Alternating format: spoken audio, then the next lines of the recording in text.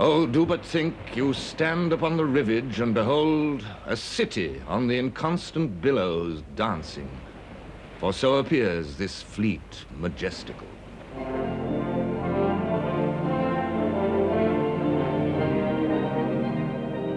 In August 1914, Britain went to war with a very small army and the greatest navy the world had ever seen.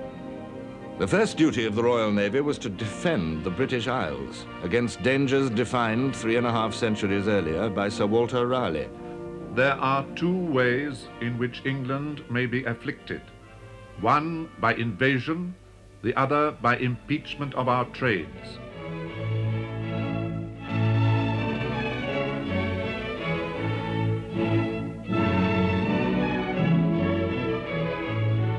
A 100 years after Raleigh, the Marquis of Halifax wrote, "To the question, what shall we do to be saved in this world? There is no other answer but this: look to your moat. The first article of an Englishman's political creed must be that he believeth in the sea." Ever since Trafalgar in 1805, Britain's fleet majestical had been the envy and despair of other powers. "Wherever there's water to float a ship," said Napoleon, "we're sure to find you in the way."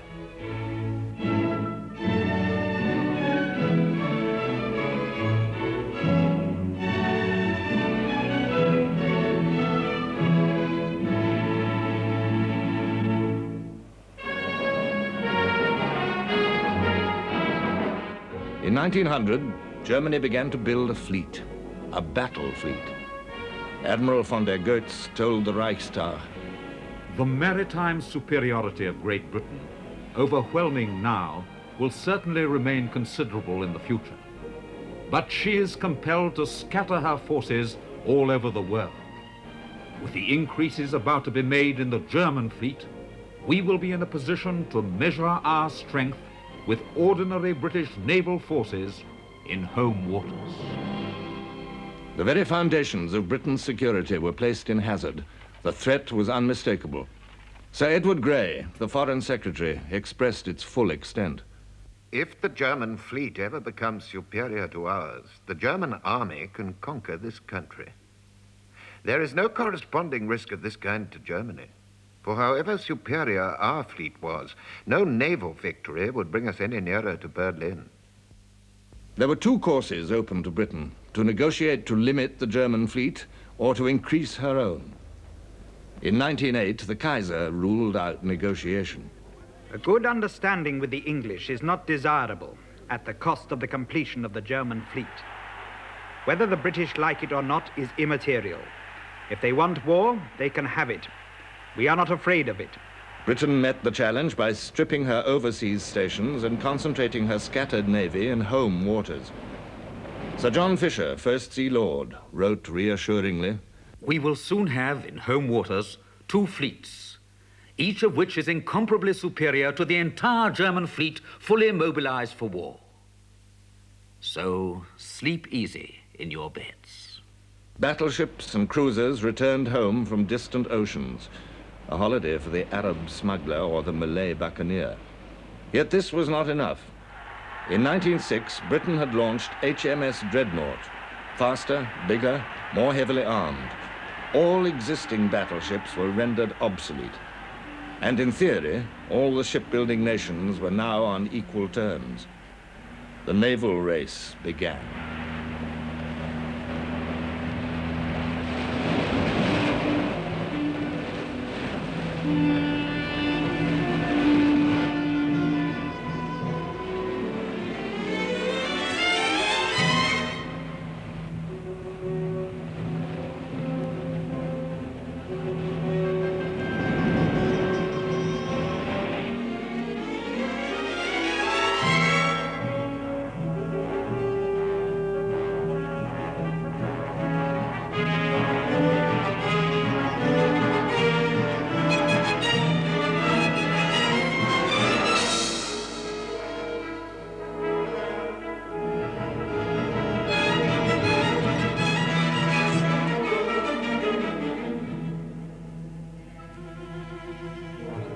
Bigger ships, heavier armaments, 12-inch guns,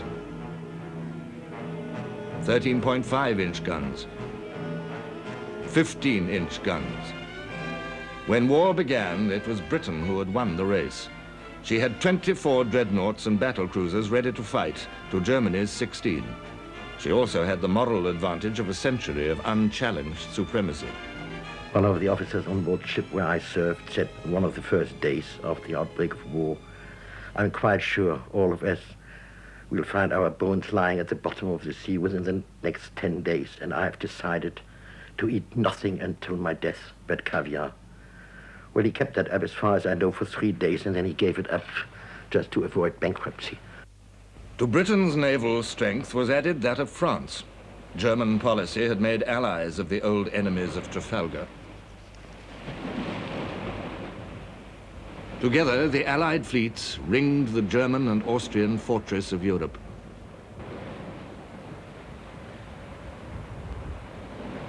Colonial possessions throughout the world provided the fleets of Britain and France and Germany with bases for supplies and repairs. They also formed a network of radio stations, connecting distant squadrons with their home command. Above all, they served as coaling stations. To steamships, coal was life. A heavy ship ate a ton of coal for every mile steamed at high speed.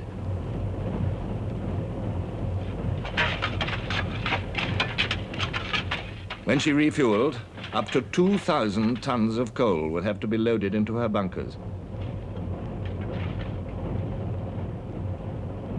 So, across the world, the naval powers had built up chains of coaling stations, and the filthy colliers that replenished them were the sinews of naval glory.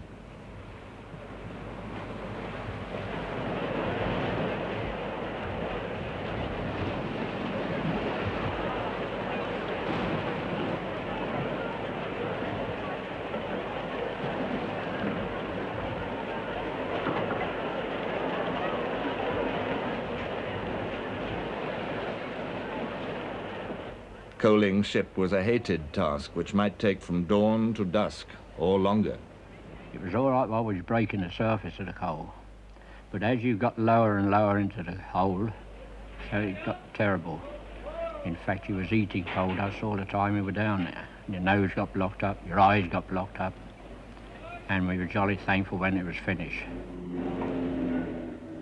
Only one more day of coaling, one more day, oh, rock and roll me over. Only one more day, only one more day of working. One more day, oh, rock and roll me over. Only one more day.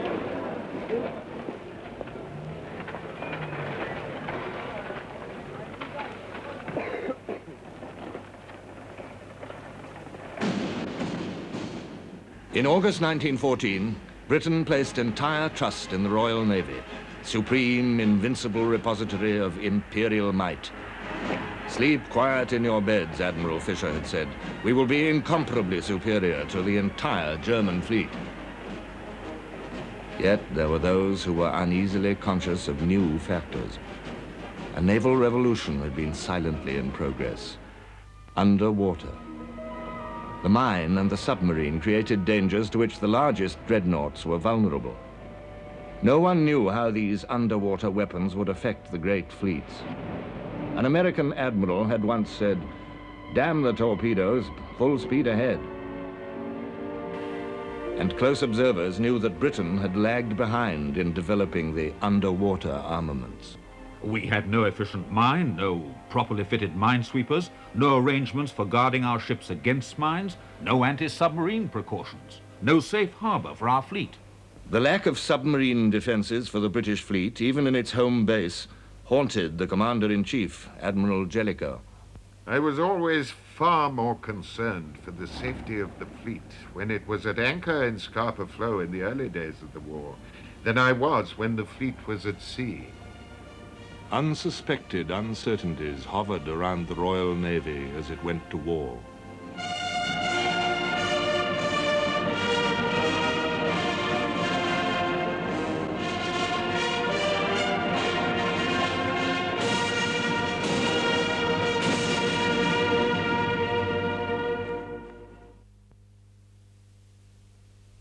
Germany had acquired a colonial empire in Africa and the Pacific, more than 4 times the area of her homeland, and she had developed a huge export trade.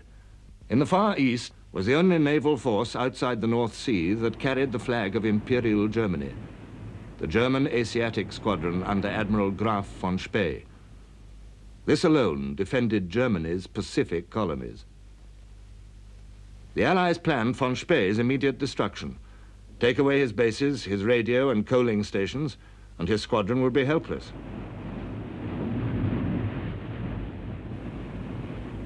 The first to be seized was Samoa. Palms and sands and lazy islanders ringed by the glamorous South Seas. This was where Robert Louis Stevenson of Treasure Island had died and been buried. That ridiculous island, the Kaiser called it. There was no fighting in Samoa. A party of New Zealanders came ashore to accept the German surrender with due ceremony. The black, red, and white flag of Germany came slowly down the mast, and the Union flag flew in its place. On the same day, the BEF was marching back from Mons and Le Cateau in dour exhaustion.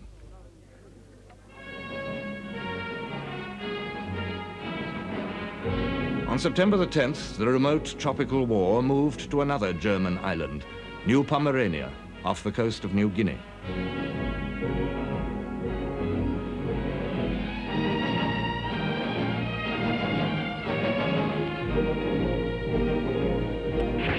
There was a brisk action, ending in an Australian victory. On September the 15th, the whole of German New Guinea surrendered. Australia, in her first campaign of conquest, had added 90,000 square miles to the British Empire at a cost of 6 dead and 4 wounded. But Germany's strongest Pacific colony and von Spee's main base was Tsingtao on the Kiao Chau Peninsula of China. Its governor telegraphed to Berlin, Tsingtao is impregnable. It cannot be taken from the sea, and no one would try from the land. but it could be besieged. Japanese, British, and Indian troops landed on September the 2nd.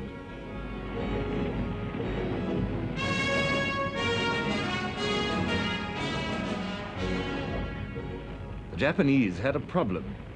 They couldn't tell a German European from an English one. We sent out a mixed patrol, ourselves and the Japanese, and they shot one of our men. They've never really forgiven for that. Asked why they did it, they said, oh, we look the same as the Germans. So they gave us Japanese kimonos coming down to our thighs, which had capes. And then when we all wore kimonos, we were all sort of chaps together. There were no more accidents. The siege of Tsingtao went on for 9 weeks. The Japanese brought up heavy howitzers to smash the forts, as the Germans had smashed Liège and Namur. We were out resting now on the 6th and 7th. We were behind a ridge, nice cover. And all of a sudden, the Japanese officer coming on horseback, full gallop. He says, Germans finish, Germans finish. White flag is up.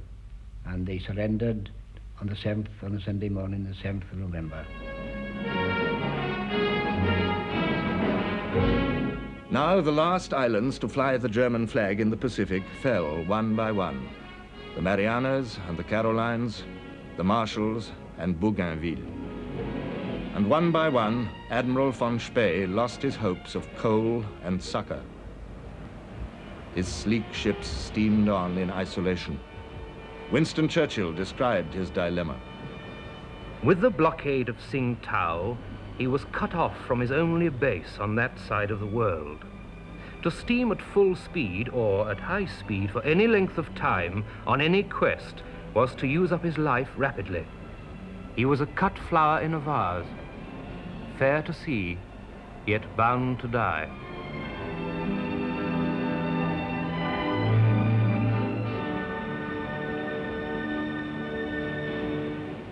Germany's African empire was crumbling too. In August, Togoland fell. In September, the Cameroons. Southwest Africa was attacked.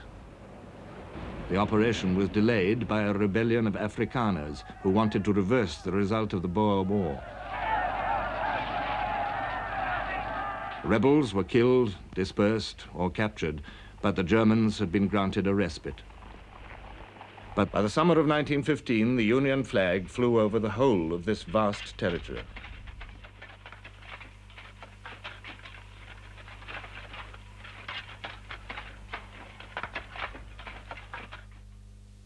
The first invasion of German East Africa ended in rout.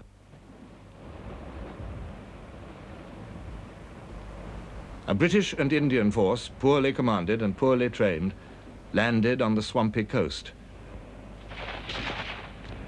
Amid muddles and misunderstandings, they were attacked by well-trained African askaris under a great German commander, Colonel von Lettow-Vorbeck. The British, their invasion hopes shattered by dysentery and gunfire, withdrew after 4 days, leaving behind 800 dead and many prisoners, as well as enough guns and ammunition, coats and blankets to supply the German garrison for years. Von Lettow-Vorbeck and his mobile force of never more than 15,000 harassed up to 130,000 Allied troops till the very end of the war.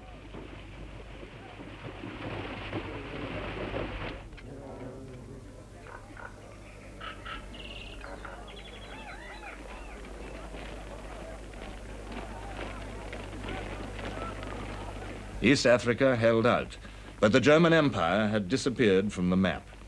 Her merchant fleet had also disappeared. The blockade mounted by the British Navy on the first day of war was doing its work. German merchant ships were penned up in neutral ports all round the world.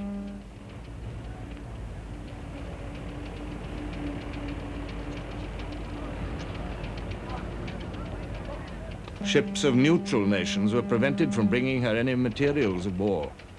This created an instant source of friction between Britain and America. Lloyd George wrote, Germany's chief power was on land, Britain's on the sea. Germany's invasion of Belgium, her devastation of France, might arouse disinterested wrath in America, but it did not touch American pockets. On the other hand, Britain's firm measures to prevent contraband of war from reaching Germany, and her wide and constantly widening interpretation of contraband, caused serious inconvenience to American shipping and direct interference with American business. It was a test of diplomacy as Britain and Germany competed for America's sympathy.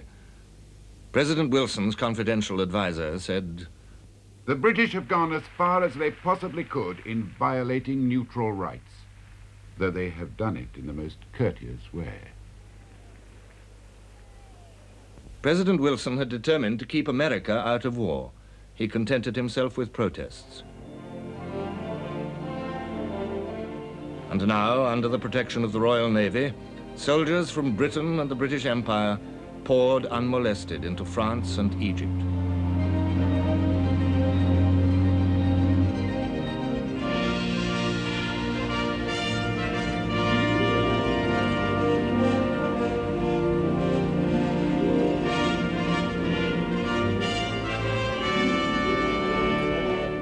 In October, the first Canadian contingent left Halifax, Nova Scotia for France. Over 31,000 soldiers, the greatest concentration ever carried by ship in a single journey. Everywhere, the oceans were a broad and safe high road for the Allies. For troops from India, sailing to protect the oil fields of the Persian Gulf. For Australians and New Zealanders bound for Egypt, where Indian and British soldiers were defending the Suez Canal against the Turk. In all this vast traffic, not one soldier was lost through German naval attacks. The same sea power protected Britain's merchant trade, more vital now than ever before.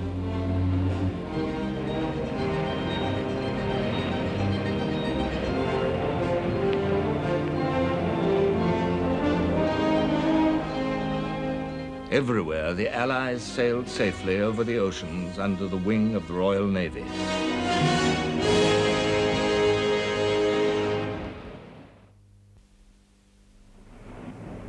But it is the duty of a fleet to destroy enemy warships.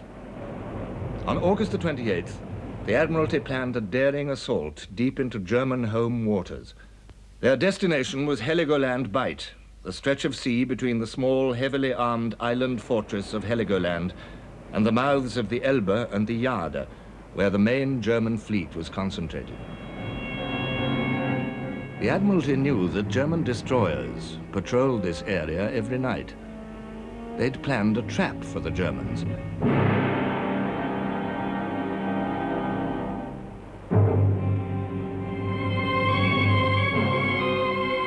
But when German light cruisers appeared on the scene, the British destroyers found themselves in difficulties.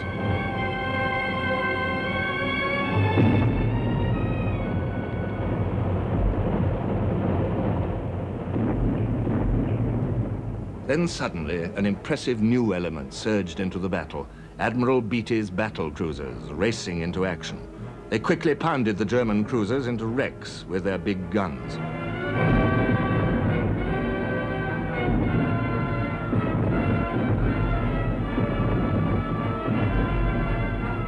Admiralty's signalling muddles caused much confusion among the British squadrons, but the action was an unqualified British success. They lost no ships. The Germans lost 3 cruisers and a destroyer, a defeat right on their own doorstep. Admiral Tirpitz, creator of the High Seas Fleet, lamented, "It was a day fateful for the work of our Navy. The Emperor did not want losses of this sort.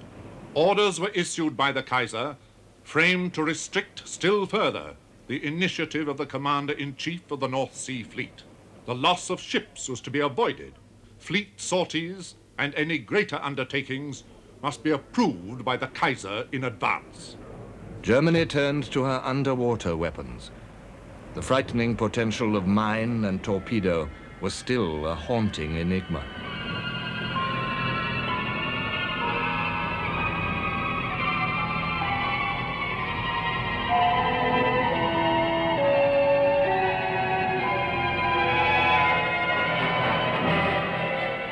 Soon, they gained an outstanding and ominous success.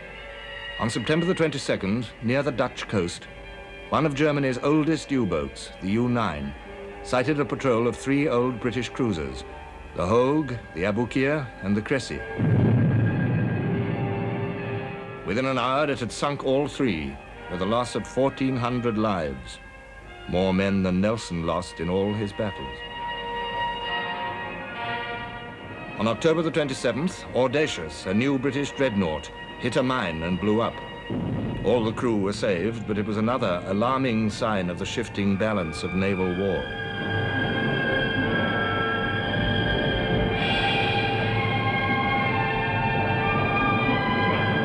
On the surface, too, Germany still boasted one conspicuous success. The cruiser Emden, detached from von Spee's squadron, was pursuing a hectic and brilliant career of destruction in the busy sea lanes of the Indian Ocean. She was a scarlet pimpernel of the sea, gallant, elusive, always springing surprises on her pursuers. Emden's exploits rang round the world. She captured or sank merchant ship after merchant ship.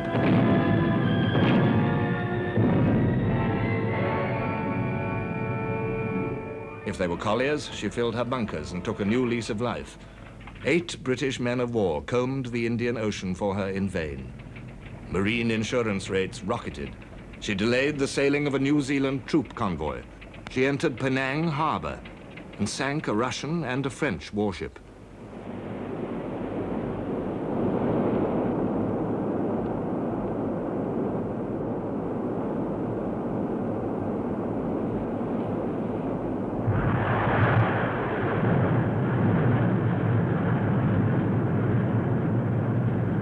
One night she entered the port of Madras and switched on her searchlights.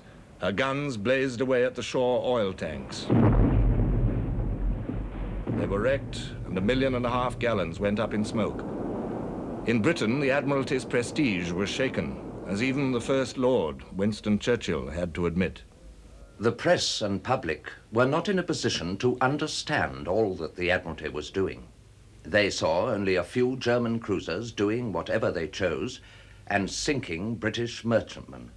A great deal of discontent began to make itself heard and felt. After 2 profitable months, Emden sailed to the Cocos Islands and sent a landing party ashore to wreck the radio station.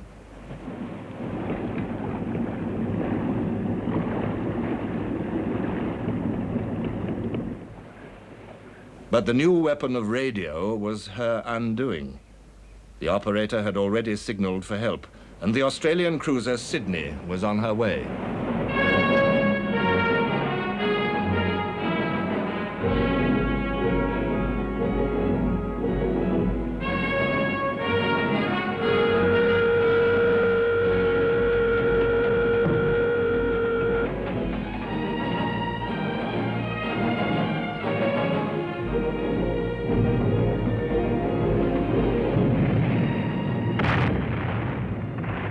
Emden, outgunned and outranged, ran herself onto a reef. The Indian Ocean was safe again. Now the flame of German naval imperialism was flickering out. Only von Spee remained. From the outbreak of war, he had eluded his pursuers. Alone with his 5 ships, cut off from his colonies, he steamed on in the empty vastness of the Pacific. Every day, Churchill studied charts of his possible position and stared at his Admiralty map, pondering where the Asiatic squadron might be. At last, news came that it was sailing towards the coast of Chile. Admiral Craddock, commanding a British squadron in the Pacific, was ordered to hunt him down. Craddock wrote, Somehow, I think we shall say how do you do to these Teutonic gentlemen. I'm generally pretty lucky, and we don't want any more disappointments. Craddock, with the old cruisers Good Hope and Monmouth, and the light cruiser Glasgow and the armed merchant cruiser Otranto, found von Spee near the Bay of Coronel, off the coast of Chile. We formed single line ahead, and Good Hope fired a ranging shot, which was short. The enemy then opened up with Zeppelin salvos. We did not possess that method of firing, but it soon became apparent to us that both the Monmouth and the Good Hope were under severe punishment. About 1 hour, there was a terrific explosion in the Good Hope, and she went up like a huge bouquet and disappeared.